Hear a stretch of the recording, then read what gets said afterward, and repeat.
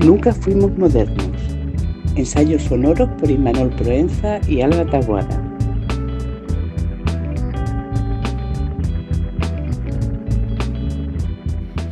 Bueno, pues ahora sí que sí, comienza la primera temporada de Nunca Fuimos Modernos. Qué ganas teníamos de volver a la UAM, ¿no? Sí. Qué emoción, Imanol. Después de los primeros 2 capítulos pilotos que tenéis disponibles en Spotify, YouTube y tal. Ya tenéis todo. O sea, sí, ya estamos con todo. Tenemos Substack, tenemos Instagram, tenemos YouTube, tenemos Spotify. ¿Qué más? Tenemos logo. Que nos ha hecho nuestro querido Martía, que le agradecemos todo. Un saludo. Habrán escuchado también a mi tía Mari, a tu tía. que es la que nos da pie en realidad. Queríamos que estuviéramos bien acompañados de nuestra gente y siempre ahí está presente en todas partes del proyecto. Les tenemos que dar las gracias también, sí. Las gracias a todos los que nos han dado feedback, comentarios súper positivos. Tío, nos ha escuchado muchas más personas de los que pensábamos, sí, o sea que las cosas van por buen camino. Sí. Y esto va a estar muy chulo. Y nada, tío, y empezamos la temporada con unas ganas tremendas. Venga, no sé si... Sí, bueno, a ver qué tienes para decirnos, a ver con qué vamos a empezar este capítulo. Vamos a empezar, espero que ya todos estén lavando los platos, poniendo lavadoras, ¿no? Que eso es importante. Y bueno, lo que os queríamos traer en este capítulo, yo creo que es un suspiro del verano, ¿no? Como, aunque ya nos queda un poco lejos, probablemente cuando nos estéis escuchando, pues ya habréis hecho el cambio de armario. A mí ya se me ha olvidado el verano. Ya. Las vacaciones las tengo como en la lejanía de mi memoria. Pero bueno, en esa memoria queríamos recoger en este inicio de temporada todas las cosas que hemos aprendido. Al final los veranos pues están para pegar el estirón, ¿no? Y para leer. Y la verdad es que hemos podido leer mucho. Yo me he sorprendido. Y este verano ha sido bastante productivo a nivel de lectura. Me he concentrado bien y ha sido muy interesante. Desgraciadamente, porque no quería ser nada productiva, pero lo he sido. Simplemente, bueno, pues... queríamos traeros, ¿no? Un poco todas estas reflexiones de verano, y es que especialmente para los que vivimos en ciudades diferentes a donde crecimos, como es en el caso de Imanol y mía, ¿no? Y de muchas personas que nos estarán oyendo, los veranos significan cierta suspensión de la normalidad y un recordatorio constante de que hay un nosotros y un ellos, un dentro y un fuera, o un antes y un después. No sé si os sentiréis, ¿no?, identificados, pero en estos espacios de excepción, que los podríamos llamar, nos dejan verdaderas sacudidas, ¿no?, forzándonos a mantener una reflexión interna sobre algunas de las cosas de las que queremos tratar hoy en el programa, ¿vale? Programa al que, por cierto, hemos titulado Lindes y fronteras, cómo trazar el límite entre lo interno y lo externo. Este verano, además, hemos estado obligados a poner los ojos en quienes son atacados desde fuera, en quienes deciden a quién pertenece un hogar y quién queda excluido de él, y en aquellos que afortunadamente saben que cuestiones como las del comer y el beber pues no deberían ser cosas ni de lindes ni de fronteras. Así, hemos necesitado volver a interrogar a la sociología. En este caso, pues tendremos una conversación, yo creo que muy fructífera, con la sociología del extraño, a través de algunos clásicos como Simmel, que ya conocemos bastante bien y que podéis encontrar en el segundo capítulo, o en el capítulo piloto, ¿no? Sí. Que irá apareciendo a lo largo de muchos capítulos, porque es que trata todos los temas que a nosotros nos interesan desde una perspectiva... Tenemos que superar a Simmel. Sí, pero bueno, está bien retraerlo, ¿no? O sea, retrotraerlo también. Sí, exactamente. Y también de otros clásicos como Alfred Schut y, por supuesto, de de otras autoras y autores contemporáneos maravillosos con los que transitaremos desde lo más interior hasta lo más exterior, desde las fronteras geográficas hasta las lindes temporales. En definitiva, en este primer capítulo queríamos invitaros a acompañarnos en la exploración de la pregunta ¿cómo se traza el límite entre lo interno y lo externo? O quizá, más importante aún, ¿quién lo traza y por qué? Y como punto de partida, para comenzar a indagar en esta cuestión, nos hemos apoyado en una publicación muy reciente de un sociólogo español llamado Javier Rueda, que ha sido sabía que esta palabra no me iba a salir, pero galardonato, o ha sido premiado con el primer premio del concurso Utopías que caben en el BOE. Que te ha encantado, ¿no? Es una iniciativa chulísima. En verano Alba me iba enviando WhatsApps como, ¡buah! Tengo un libro perfecto para este primer capítulo. Es que es maravilloso porque además, os lo vamos a enseñar en cámara, es un ensayo muy breve y la brevedad es algo apremiante, sobre todo para personas como nosotros que no tenemos tiempo. Porque aparte de esto tenemos trabajos, muchas cosas. Tenemos muchas cosas y además que también, empiezan los sociólogos que tienen que poner lavadoras, ¿no? Y eso se nota también en la densidad de los argumentos. No sé si alguien me matará por decir esto, pero... entonces, en este ensayo... titulado Utopías de barras de bar, es un trabajo que parte de una sociología del comer y del beber, es decir, de una microsociología, una sociología de lo cotidiano, ¿no? En la que hemos encontrado cierta analogía con nuestra pregunta. Si nosotros nos preguntamos cómo se traza el límite entre lo interno y lo externo, Javier nos va a invitar a pensar en quién sentamos a la mesa y a quién no. El autor además sitúa esa mesa en el bar de pueblo, porque como él mismo señala, allí suceden cosas muy significativas. En el bar se convoca esta dualidad entre lo interno y lo externo. Por un lado, se da una reunión de afines con familiares y aliados políticos que confiere a la interacción un carácter privado o íntimo, ¿no? Pero claro, al mismo tiempo, por otro lado, emerge una atmósfera pública y de coexistencia marcada por la obligación de encontrarse con personas distintas y a menudo también desconocidas. Con ellas se tiende a evitar comentarios o prácticas que puedan ser controvertidas, pero a las que se reconoce, llegado el caso, como un público pues legítimo, ¿no? Relacionado con esto, hace poco estaba en Barcelona, porque había ido a visitar a la familia de mi novio y estaba dando un paseo por el Poblenou, que a nivel como de arquitectura urbana es súper interesante. Y era un antiguo barrio muy industrial de Barcelona que hoy en día se ha reconvertido con un montón de oficinas con una arquitectura súper vanguardistas, un montón de cafés para trabajar y coworkings. O sea, todo eran como coworkings y queríamos ir a tomar una cerveza. Y yo entraba en un sitio pensando que era un café, pero era el café del coworking. Entonces no podías entrar. Eras un extraño. Y era súper raro porque, o sea, a priori lo que tú estás buscando en un bar, que es poder tomar una cerveza, poder tomar un café y estar a gusto, allí era todo enfocado a la productividad. O sea, si no estás con un portátil trabajando, produciendo, no hay un espacio para ti, ¿no? Y se están un poco perdiendo estos lugares. No hay espacio para el ocio. Claro, para la conversación. Claro. Y se están perdiendo un poco estos lugares y se están enfocando mucho, pues eso, ¿no? El típico specialty coffee, no sé qué, que tampoco te permite estar ahí con tus amigas charlando. No van a ir ahí las señoras, vamos a coger un café de especialidad rápido y consumes y te vas, ¿no? Y sí, total. Es un poco una pérdida que da un poco de angustia pues presenciar, la verdad. El ensayo va de eso, ¿no? Además va de recuperar esos bares además como dispositivos, ¿no? Politizantes y culturales muy importantes dentro de los pueblos. Pero en este caso queríamos utilizar esta primera propuesta de Rueda porque hay una idea de fondo, yo creo, que me gusta mucho de este ensayo, que es al decidir quién se sienta a la mesa, decidimos también quién tiene voz y, en consecuencia, quién tiene la oportunidad de hablar, decidiendo, por tanto, quién está dentro y quién está fuera, quién construye comunidad y quién se queda excluida de ella, ¿no? Totalmente. Y un poco al hilo de este planteamiento, traigo un poco las primeras propuestas para sentar en nuestra mesa lectora. Esto se podría quedar ya en el reto de sí. ¿Quién sentamos a nuestra mesa? Invitamos a tal persona, me parece muy chulo. Se trata de dos novelas que he leído este verano, recientemente, y que recrean muy bien esta reflexión sobre quién traza y cómo traza, sobre todo, una frontera entre el mundo interno y el mundo externo, ¿no? Que era la idea que planea un poco sobre este primer capítulo.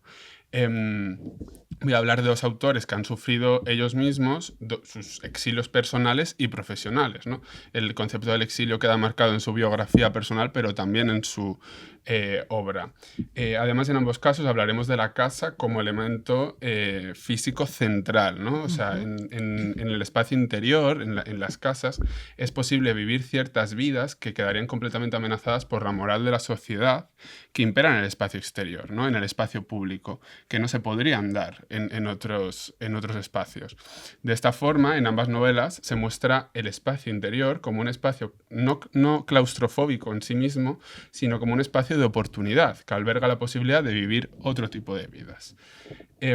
Son dos novelas, como decía, que han ganado bastante reconocimiento en los últimos años y yo me alegro muchísimo porque son muy buenas.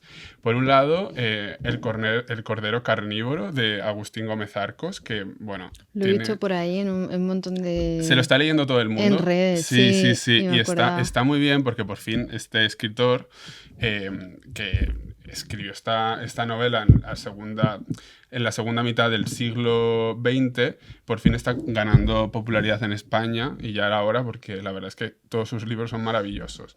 Y hoy vamos a hablar de este en concreto y hablaremos también, como no, de Camila Sosa Villada con Las Malas, que también es su libro más conocido hasta la fecha, pero que tiene otros libros que también son muy interesantes. Y hablando de Lindes y Fronteras, tanto a nivel personal como profesional, ambas figuras, como he dicho, sufrieron su particular exilio.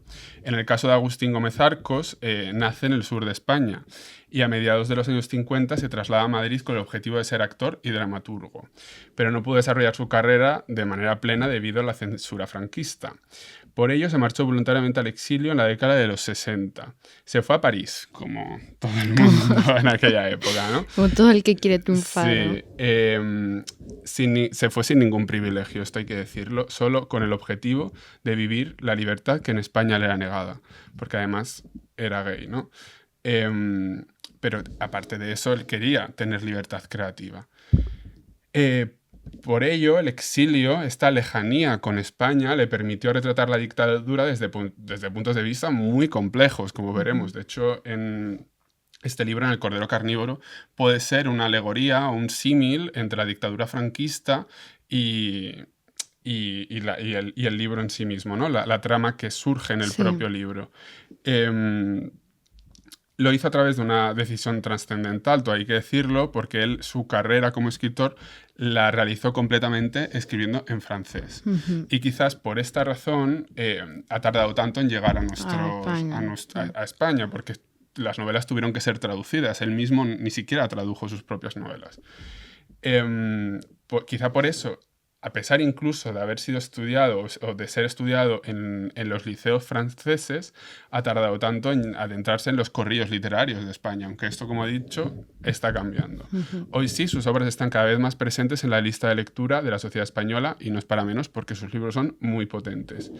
En este caso, en El Cordero Carnívoro, Gómez Arcos recrea la vida de una familia burguesa y republicana a mediados del siglo XX, en una España de posguerra asolado por la miseria y por la corrupción moral de la dictadura.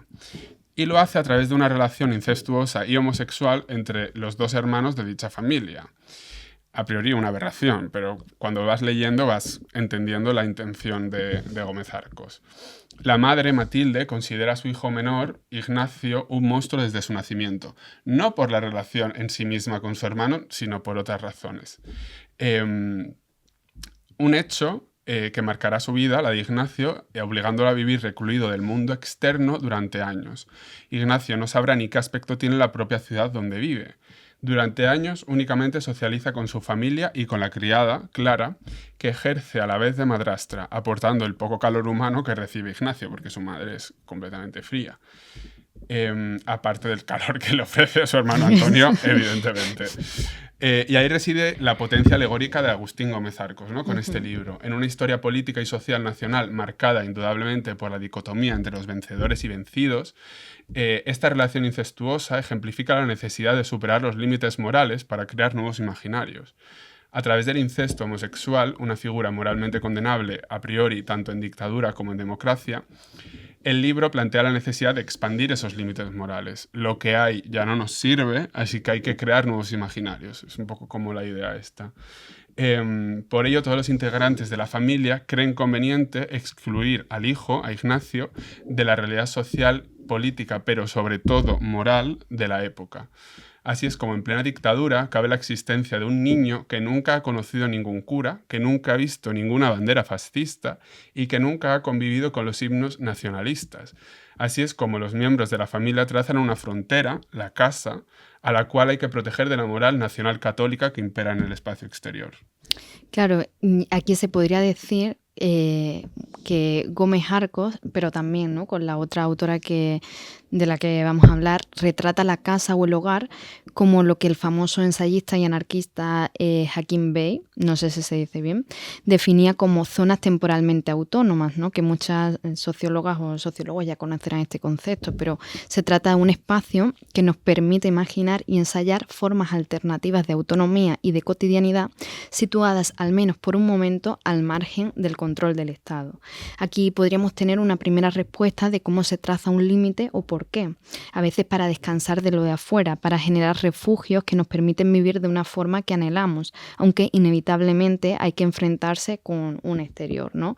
Por esto esta idea de frontera nos parecía muy interesante, ¿no? Nos llamaba la atención porque es una frontera que, al contrario de poner un límite, establece una flexibilidad. Es decir, esta frontera marca una negociación entre lo uno y lo otro que nos invita a concebir la realidad como algo mucho más dinámico y maleable y no como un conjunto de cuestiones fijas.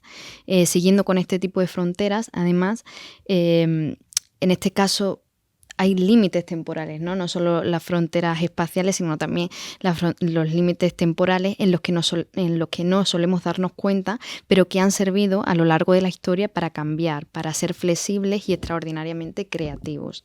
En este sentido, yo quería invitar a la mesa a dos autores que he estado leyendo este verano en un libro titulado El amanecer de todo. Es este libro que también voy a enseñar en pantalla. Este no es de los pequeños, es de los gordos. De hecho, el libro de Petete, que está muy bien si tienes mucho tiempo y si es verano, ¿no? O sea, la última vez que leí este libro está lleno de arena, además. Eso es buena señal, ¿eh? Sí, porque me lo leía enfrente del mar, en una sillita que me regaló Ale con una sombrillita. Bueno, era un espectáculo, Maravilla. Parecía una mujer de 60 años, pero...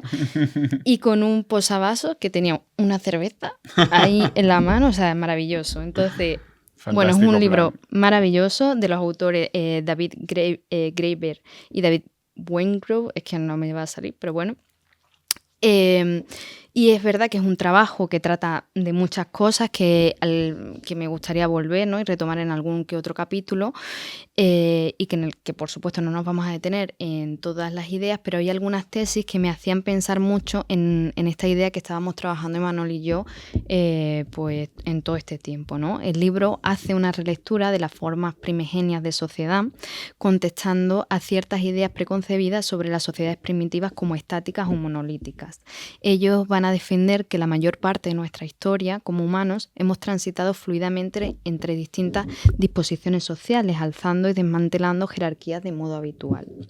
Los autores relatan cómo cuando analizamos las sociedades primitivas hay un factor de temporalidad que hace que las estructuras políticas cambien radicalmente. Ante la visión primitiva del buen salvaje o del bárbaro, de la comuna ideal o de una dominación total, los autores hablan, por ejemplo, de las sociedades de las grandes llanuras, ¿no? Las ponen de ejemplo, las cuales creaban estructuras de autoridad coercitivas que se mantenían a lo largo de las temporadas de caza y que se disolvían una vez que se dispersaban los grupos en comunidades más pequeñas cuando era temporada de recolección. Otro ejemplo lo ponen los autores con la comunidad de los Nuits, en el que los padres gobernaban en verano, pero en las congregaciones de invierno la autoridad patriarcal e incluso las normas de propiedad sexual eran desafiadas, subvertidas o sencillamente disueltas. Claro, lo que de alguna forma nos incita a pensar estos autores es que los límites que se marcan, están hechos para ser transgredidos. Es decir, si generamos una frontera es porque de alguna forma sabemos que querremos estar a un lado y al otro, cambiando cuando así lo necesitemos, ¿no? Es decir, claro, imagínate que tuviéramos, no sé, sí, pues una democracia en invierno porque nos viene bien mientras trabajamos, ¿no? Y anarquía pura en verano, que en parte los autores también señalan que estos límites temporales también son visibles en la actualidad o quedan algo de ellos, ¿no? Dice, la época de carnavales, por ejemplo, cuando los adultos se convierten en niños, los curas son payasos, los payasos son reyes, o en Pascua, cuando es el momento de ser familiares, ¿no? y de mirar al otro, pero que también nosotros lo vemos en verano, ¿no? Cuando hacemos esas zonas temporalmente autónomas en las que pues nuestra vida cambia, los que tenemos la suerte Claro. de cambiarla, ¿no? Aunque, como yo creo que es un poco la línea de estos autores, desgraciadamente estos límites en muchas ocasiones se siguen viendo como fijos, ¿no? Haciendo que personas deban recluirse en un sitio o en otros. Y al hilo un poco de esta reconfiguración, sobre todo una reconfiguración espacial, la otra autora que propongo para sentarse a la mesa, que ya he dicho, es Camila Sosa, que a mí me vuelve loco, la verdad, me encanta. También, por suerte, se ha popularizado mucho últimamente también, en los últimos años, en España. Ella es argentina. En su obra Las Malas, que es de la que vamos a hablar hoy, nos describe la vida de las mujeres trans trabajadoras sexuales en la Argentina contemporánea. En el libro se ve cómo para las travestis, que es como Camila denomina a sí misma y a las mujeres trans en general, el exterior es un espacio repleto de hostilidad y violencia, y como únicamente encuentran su posibilidad de existencia o bien en los confines interiores de la pensión de la tía Encarna en este caso, o bien en la oscuridad nocturna del Parque Sarmiento. Este espacio, un parque por la noche a priori inseguro, es lo que posibilita precisamente la existencia de su comunidad. Sin embargo, cuando el alcalde de la ciudad decide acabar con esta situación, basta con que la luz de las farolas llegue al parque. Con la llegada de la luz, se ven obligadas a recluirse, una vez más, y únicamente en los confines de los espacios interiores, resguardándose de la moral imperante en el espacio exterior. Evidentemente, la autora muestra una espiral de violencia que se adueña de prácticamente todos los resquicios de su vida, excepto de la pensión de la tía Encarna, el lugar donde todas conviven en una suerte de red de apoyo mutuo. Cito textualmente: si acaso hay violencia en esta casa, somos nosotras quienes las traemos en el cuerpo. Estamos contaminadas de ella. Por eso la tía Encarna nos pide que nos quitemos los zapatos para entrar en su casa, que los dejemos al costado de la puerta, en ese mueblecito de mimbre. Nuestros zapatos conviven en el exilio, mientras adentro, descalzas y curiosas, nosotras nos reímos de ellos, porque algunos de esos zapatos eran enormes, muy feos, talle 45 o 46. Había unos que parecían transatlánticos amarrados en el muelle de la tía Encarna. Tío, es que este fragmento es súper potente, ¿eh? Este fragmento, visualmente es como... Y el libro tiene imágenes muy potentes. Al igual que en El Cordero Carnívoro, en Las Malas se trabaja otro gran tabú, la imagen de un niño siendo criado por una abuela travesti. El libro comienza precisamente con una imagen. La tía Encarna, una mujer trans trabajadora sexual bastante mayor, operada de forma muy, muy precaria. O sea, se describe que físicamente, si ella le diera la luz, ¿no?, del día, aunque vive en una suerte de espacio nocturno, se ve los surcos de la piel, las tetas de silicona que están mal operadas. Entonces se encuentra la tía Encarna encuentra un bebé abandonado en una zanja en el Parque Sarmiento. Ella siente la imperiosa necesidad de llevarse consigo al bebé y de criarlo en las paredes rosadas de su casa. Entre todas, se encargan de la crianza del nuevo integrante de la familia, nombrado el brillo de los ojos, a quien lo protegen en todo momento de la hostilidad y de la barbarie del mundo exterior, en su caso, de la transfobia que sentiría la propia tía Encarna si le vieran criando a un hijo.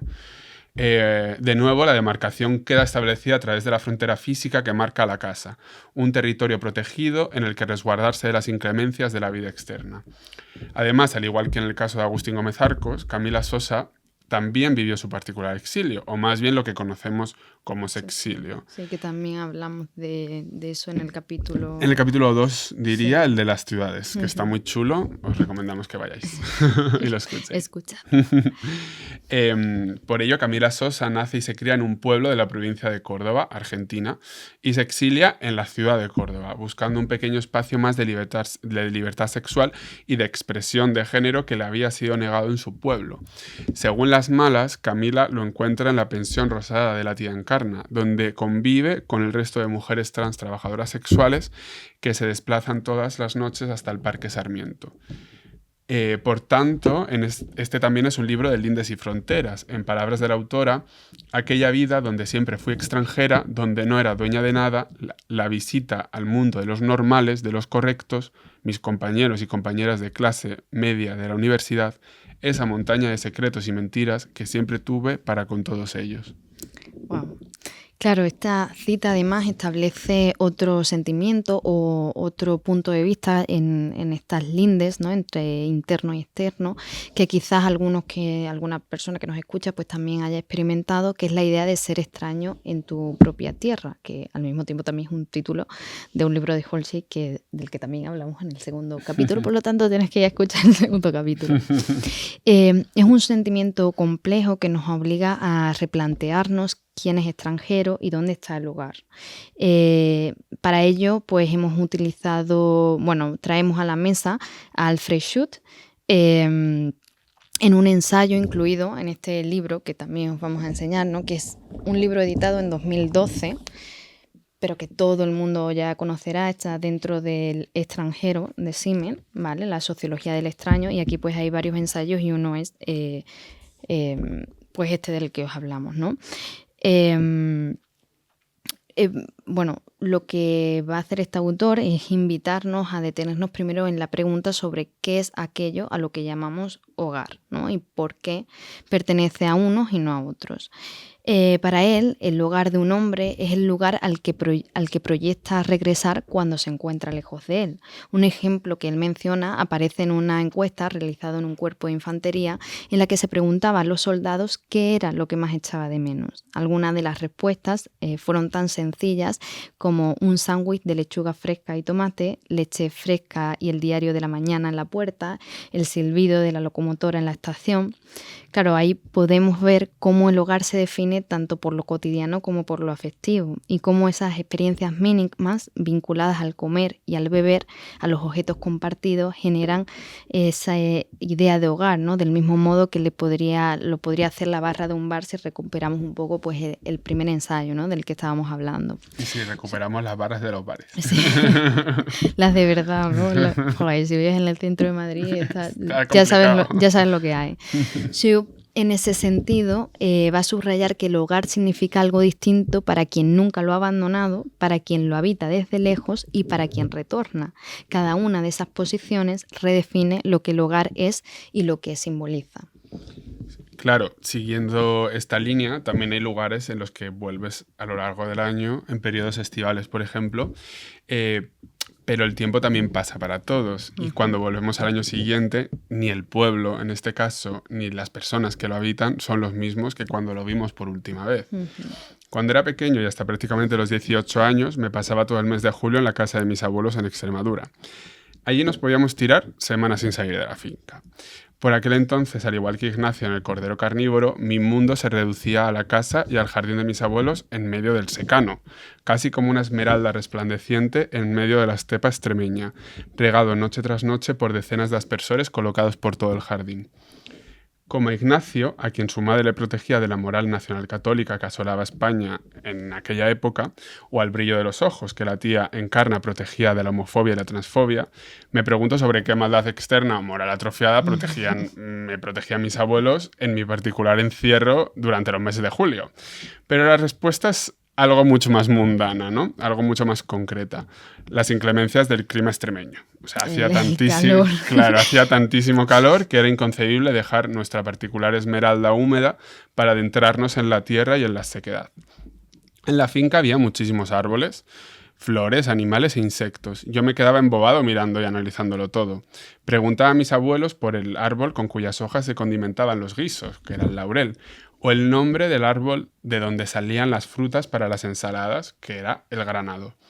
Y verano tras verano iba ampliando mi conocimiento sobre plantas y animales, casi como un pequeño Darrell vasco perdido en medio de Extremadura. Olía mucho a tierra y a tomate. Iba a la huerta y me dejaban escoger el tomate para la cena. Entonces mi abuela lo preparaba y decía su célebre frase: yo con un buen tomate, que sepa a tomate, ya soy feliz. También recogíamos higos, jugaba con mis primos y andábamos en bicicleta por los caminos arenosos hasta llegar al cultivo de tomates del señor Rojillo, cuyo sobrenombre ignoro si aludía a su ideología política o al color de sus tomates. Ambas, ¿no? Seguro. A día de hoy sigo sin saberlo. Como he dicho, olía mucho a tierra y a tomate, que es un olor que me ha acompañado durante todos estos años, aunque yo ya no retorne como lo hacía antes a este lugar, y que siempre evocarán en mí el concepto de verano como zona temporalmente autónoma. Cada vez que pienso en ese concepto, yo pienso tierra y tomate. Tierra y tomate. Ahí además esta frase que has dicho, ¿no? De tu abuela, de yo con un buen tomate, que sepa tomate, ya soy feliz, me recuerda mucho también a algo que decía Alfred Schut, que es la idea de que el hogar también nos devuelve algo que es reconocible, que nosotros ya sabemos qué va a pasar, ¿no? Que eso es como, bueno, yo sé que mi abuela diría esto, ¿no? Y entonces ahí es donde nos sentimos seguros. Pero claro, en esta idea de las lindes y fronteras, lo que hacemos también es transitar, es decir, no podemos estar siempre metidos en nuestro hogar, ¿no? No podemos estar siempre al amparo de nuestros abuelos, ojalá, ¿no? Entonces nos tenemos que ir y también tenemos que retornar, ¿no? Y entonces de retornar, que nosotros sabemos pues un rato, se ha de estar preparado para lidiar con los cambios que han acontecido durante el tiempo que no hemos permanecido allí, que es esta idea de también, de nuevo, cómo se transforman esas fronteras. A través de los ojos de Schut podemos pensar que la pregunta sobre a quién invitamos a la mesa está siempre atravesada por un proceso de renegociación y lo explica a través de una idea muy sugerente, el principio de temporalidad que se manifiesta con especial claridad en quien retorna al hogar. Lo que uno es, lo que llegó a ser y lo que será, se codetermina en función de las múltiples relaciones primarias, actuales o potenciales que se mantienen en el grupo familiar. Schut pone un ejemplo muy cotidiano. Dice, cuando se escribe una carta, el remitente se dirige al destinatario tal como lo recordaba en el momento de la separación, y éste la lee como si proveniera de la misma persona que se marchó. Presuponer esa continuidad significa dar por hecho que lo que antes era típico seguirá siéndolo en el futuro. En otras palabras, se espera que la vida continúe como era, que importen las mismas cosas, que rija el mismo grado de intimidad. Sin embargo, basta con un cambio de ambiente para que los protagonistas pues comiencen a dar importancia a experiencias nuevas y a reevaluar las antiguas. Dice, el soldado que se ausenta en la guerra es un ejemplo claro, ¿no? Él puede imaginar qué pensará su madre o cómo reaccionará su hermana ante una noticia, porque conserva un recuerdo de sus actitudes previas, pero quienes permanecieron en el hogar carecen de experiencia inmediata sobre aquello que él ha vivido. Cuando regresa e intenta contarlo, ¿no? El soldado se encuentra con la frustración de que incluso los más cercanos no comprenden la singularidad de esas vivencias que lo transformaron en otro hombre, ¿no? O sea, no entienden que ese hombre que se marchó o esa persona que se marchó ya no es la misma. Aquí se plantea un problema profundo, que es la de la irreversibilidad del tiempo interior. Como escribió Heráclito, no podemos bañarnos 2 veces en el mismo río, por algo tan sencillo de que ni el río es el mismo, ni nosotros volveremos a ser los mismos, ¿no? Lo recurrente deja de ser idéntico precisamente por su carácter recurrente. Todo aquel que vuelve al hogar ha probado, ya sea de una forma dulce o amarga, el fruto mágico de lo extraño. ¿Puede el hombre que antes vendía cigarrillos y que tras ir a la guerra regresa convertido en un héroe volver a ser simplemente un vendedor de cigarrillos? Pues tanto él como quienes lo esperan deben estar preparados para reconocer que lo que retorna es algo irremediablemente distinto. De algún modo, Schut nos muestra cómo nos transformamos cuando nos vamos y cómo también se transforma lo que dejamos atrás, de manera que cuando volvemos, pues ya nada es igual. Sí, esto también conecta un poco con las experiencias que tiene mucha gente cuando se va a estudiar fuera, cuando se va a trabajar fuera. Los estudiantes que nos escuchan. Claro, los estudiantes, trabajadores, tanto si te vas a otra provincia, a otra comunidad autónoma, como si te vas al extranjero y luego vuelves.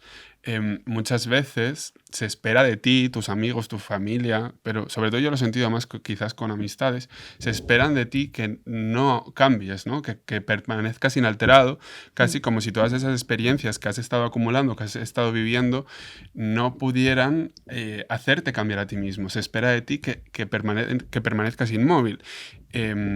Y mucha gente se encuentra como en una tierra de nadie entre la expectativa del resto y el cambio que ha acontecido sobre ti, sobre tu persona. Entonces ahí hay un choque que se genera y sobre todo muchas veces cuando eres muy joven es muy difícil de gestionar, porque ahora ya con la adultez de por medio pues ya lo ves con otros ojos, pero si tienes 18 años y acabas de salir de casa y te estás encontrando con esa situación, a veces resulta incomprensible, ciertamente. Sí, sí. Y claro, además que un poco la idea que todo el rato, ¿no? O sea, trabajando estos libros, al final la conclusión que tenemos un poco es que las fronteras, tanto temporal como geográficas, ¿no? o físicas, son ejemplos paradigmáticos de cambio. O sea, realmente las fronteras implican cambio. Sin embargo, por lo general, estas siempre son concebidas como fijas, como lugares que generan hostilidad, ¿no? para el cambio.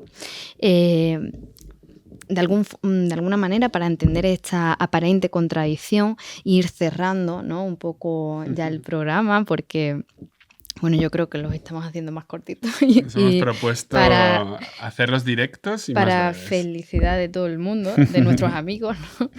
Entonces queríamos terminar invitando a la mesa a nuestro querido Simmel con su famosísimo ensayo, ¿no? que todas las sociólogas y sociólogos reconocen, que es El extranjero, ¿no? que es este libro que antes os hemos enseñado, que es un ensayo, vaya, y que nos permite entender de dónde viene ese rechazo a lo que está al otro lado de la frontera.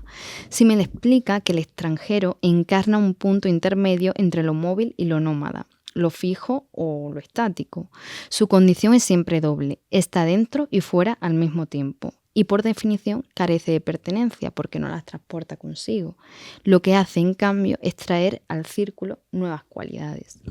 El extranjero representa la cercanía de lo extraño, aquello que nos recuerda que existe un otro y que hay un lejos. Claro, esta idea es un poco lo que nos hiere nuestro ego, ¿no? Como cuando vemos a alguien un extranjero, lo que nos recuerda siempre es que no somos únicos, ¿no? Que no estamos, el aquí y ahora que vivimos no es único, sino que existe un otro, un allá, que nosotros no estamos concibiendo, ¿no? Además, genera este rechazo, dirá Simmel, porque su mirada es objetiva, porque está desnaturalizada, una mezcla de indiferencia y desinterés que paradójicamente le permite también convertirse en confidente, ya que nos juzga, ¿no? Que esto también es un poco, todos habremos experimentado como el que viene de fuera, de repente en una barra de bar, normalmente se suele convertirse en confidente porque no nos va a juzgar, ¿no? Y porque no lleva consigo esa socialización, que no sé si es un concepto que hemos hablado, pero bueno, socialización es un concepto sociológico muy importante, que nos lleva a esa cotidianidad o a esa naturalización, ¿no? Que no nos replanteamos. Así, el extranjero, dice Simmel, es más libre, no se siente atado a la acción por la fuerza de la costumbre. En su figura encontramos lo común que nos atraviesa a todos y que por eso mismo también nos resulta extraño. Claro, de repente también ver personas que están en ese otro lado, en esa otra frontera y que de repente pues es igual también a nosotros, también nos quita de esa autenticidad, ¿no? Existe entonces una extrañeza que rechaza la idea misma de compartir algo genérico y universal con el otro.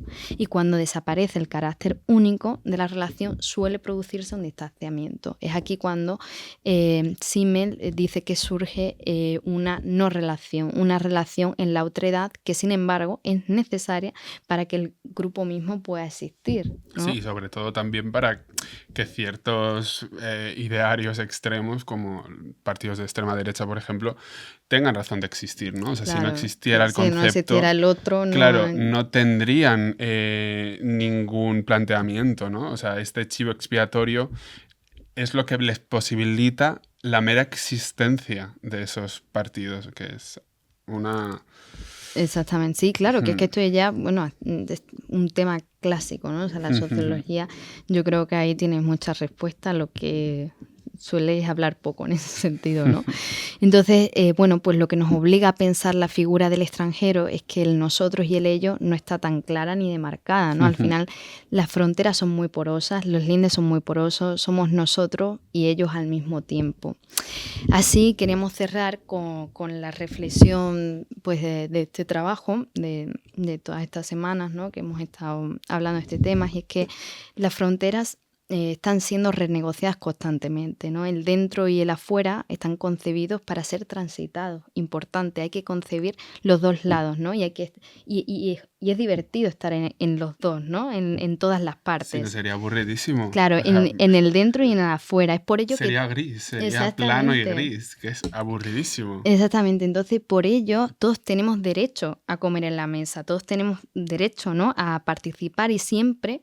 Esto queríamos, ¿no? Como un poco ese suspiro de verano. Siempre hay un verano para cambiar incluso los roles de quien se sienta en esa mesa. Ahora que llega el invierno, queríamos, pues bueno, aconsejaros, Imanol y yo, que nos acordemos de esas noches de verano donde nuevas personas, amigos y familiares vienen a la mesa, donde estamos dispuestos a abrirnos a la incomodidad y ampliar nuestra familia. Las fronteras empiezan en la mesa, ¿no? Por lo tanto, bueno. Qué bonito. No dejemos que empiecen por ahí, ¿no? Las bonito. mesas están para compartir. Y para abrirlas, si se hace falta poner para sentarnos en el suelo. Claro, y si no, pones 1000 sillas alrededor de una mesa minúscula y ahí comen todos. Realmente. Exactamente.